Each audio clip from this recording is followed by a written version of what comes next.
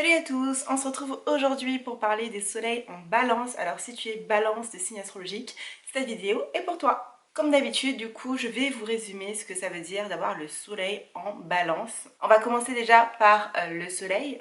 Le soleil en astrologie, c'est notre besoin de se constituer une identité solide qui permet aux autres parties de notre psyché, donc nos autres besoins fondamentaux, de fonctionner harmonieusement. C'est un des 3 éléments clés à connaître sur vous avec l'ascendant et la lune. Le soleil nous permet de jouer notre propre rôle plutôt que celui désiré par les autres.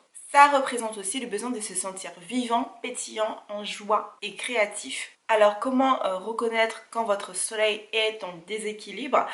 C'est tout l'inverse de tout ce que je viens de vous dire, c'est-à-dire que vous n'arrivez pas à trouver votre place, vous jouez un rôle et vous portez un masque assez régulièrement, vous n'arrivez pas à vous lever le matin parce que vous n'avez pas de raison et une motivation principale dans votre vie, vous manquez d'estime de vous, vous êtes souvent arrogant ou sur la défensive parce que vous vous sentez attaqué par la moindre parole, par le moindre geste, par le moindre comportement des autres et finalement, vous êtes l'ombre de vous-même. Toutes ces caractéristiques montrent que vous n'utilisez pas en conscience l'énergie de votre soleil. Du coup, vous naviguez dans la vie de manière hasardeuse, en survivant plus qu'en vivant. Mais ce que vous ne savez pas, c'est que vous êtes doté d'une information hyper importante qui va vous aider à vous réaliser et à avoir plus confiance en vous. C'est justement votre signe astrologique, c'est-à-dire votre soleil. Alors pourquoi on appelle votre signe astrologique votre soleil? C'est tout simplement parce que le cycle du soleil à ce moment-là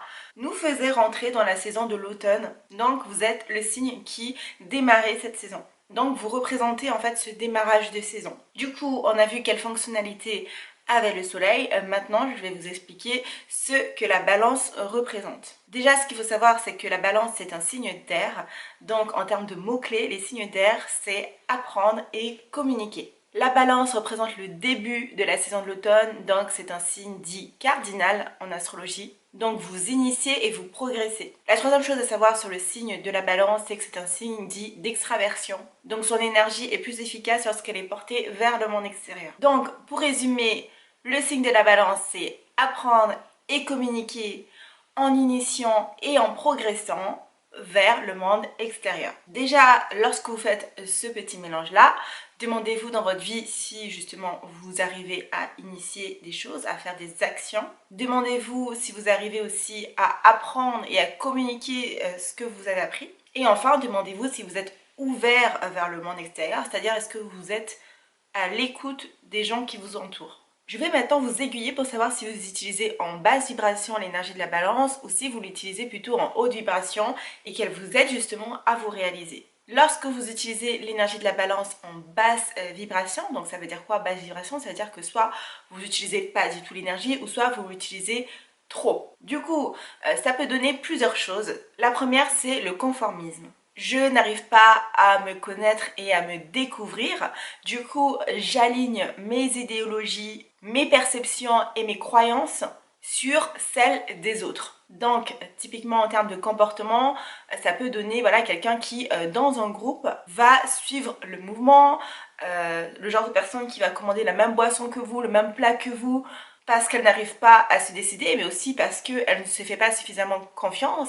Ça peut être aussi le même genre de personne qui va copier votre style vestimentaire parce que du coup, on se fait inconsciemment influencer par les autres. Ça, c'est très important de le savoir si vous êtes du signe de la balance. C'est que ça peut être un comportement inconscient.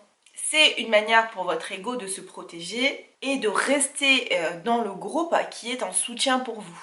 Ça nous amène au deuxième point de vigilance pour mes balances, c'est le people pleasing. Le people pleasing, donc, ce sont les autres qui décident à ma place. Je ne prends aucune décision. J'exprime jamais mon désaccord. Tout ça pour maintenir un climat de paix et d'harmonie.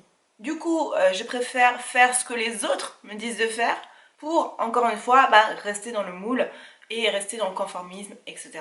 D'ailleurs, ça peut être totalement l'inverse lorsque l'énergie de la balance est réprimée, c'est-à-dire que on a affaire à des gens qui sont continuellement dans les disputes, dans les discordes et qui vont même alimenter en fait ça parce que ils savent pas quoi faire de cette énergie, hein. Encore une fois, quand vous n'utilisez pas votre énergie en conscience, ça on l'a vu dans les autres épisodes avec les autres signes, Dans tous les cas, même si vous ne l'utilisez pas, cette énergie va quand même se manifester dans votre vie, mais de manière inconsciente. Donc c'est comme pour les béliers en fait. Vous allez vous réveiller, vous allez être sur les nerfs, vous ne savez pas pourquoi, vous allez piquer des crises, vous ne savez pas pourquoi, parce que vous utilisez très mal en fait votre énergie vitale. Un autre point de vigilance, finalement on en a déjà un petit peu parlé, c'est le manque de confiance en vous. J'arrive à reconnaître les talents chez les autres, mais je refuse de croire que je peux moi-même les développer. Du coup, j'entretiens une relation d'admiration ou de dépendance un peu malsaine. Donc, si vous vous reconnaissez dans ce type de comportement-là, il faut du coup